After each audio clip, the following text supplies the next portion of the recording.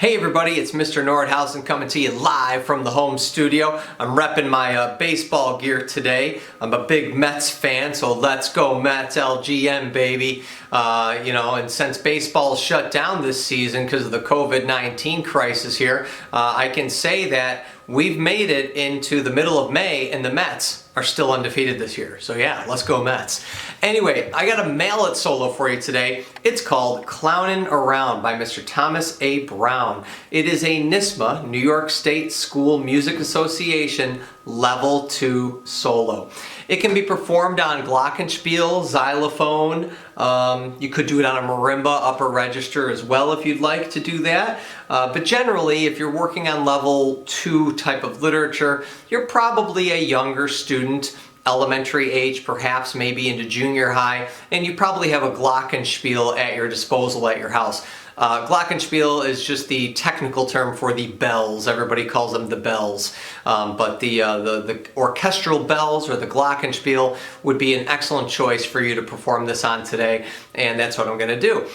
You could also do xylophone as well if you have one of those at your disposal. So what I love about Clownin Around is, number one, I just love its tonality. It's major, it's upbeat, it's fun, hence the title. Two, it has glissandos. Glissandos are really, really cool to do on mallet instruments. To do a glissando, there's two different types. You can simply swipe a mallet across the board, either the natural notes or the accidentals. Typically it's the naturals.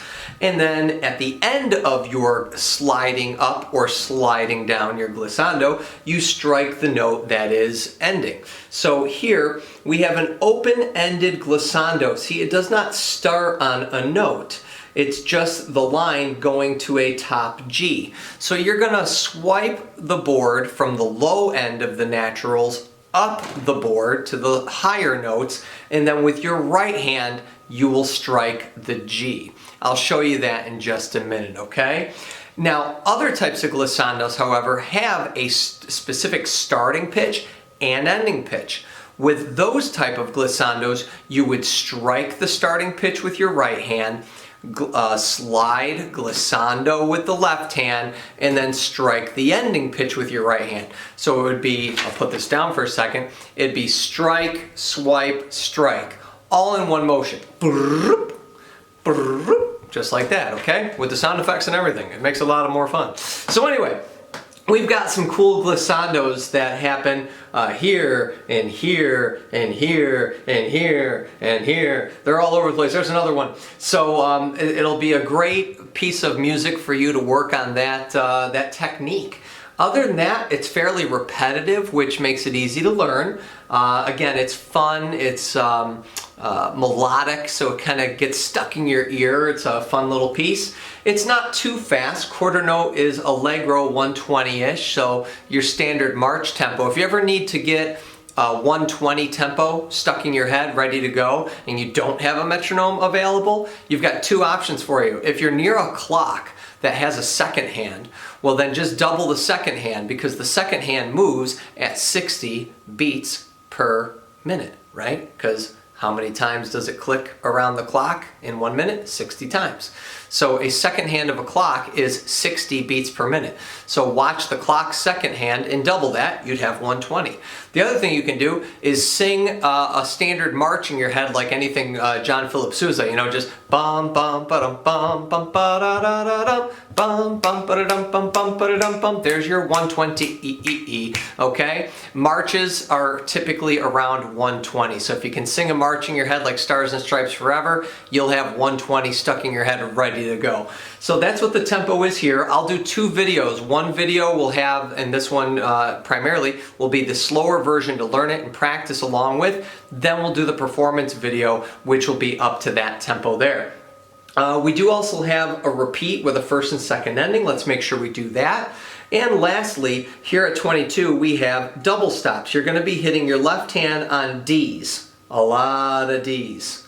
Okay? Your right hand, however, is going to be playing these descending notes.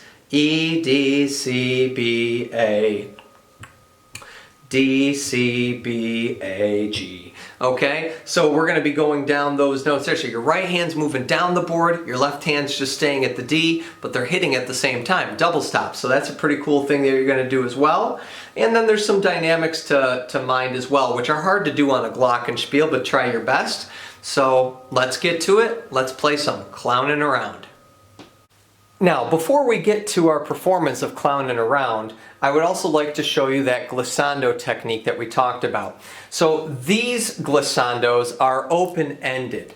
So you're just simply going to slide with your left until you reach the note that you need to end on, which is this G, and you'll strike that with your right. So you'll go just like that.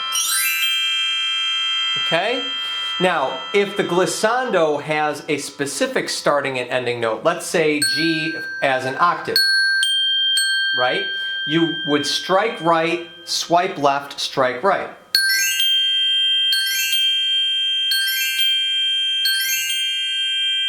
And by the way, glissandos can go down as well, so you could go. And even times I've had to play music where you glissandoed up to down to up to down and things like that, like. So those are all possibilities there.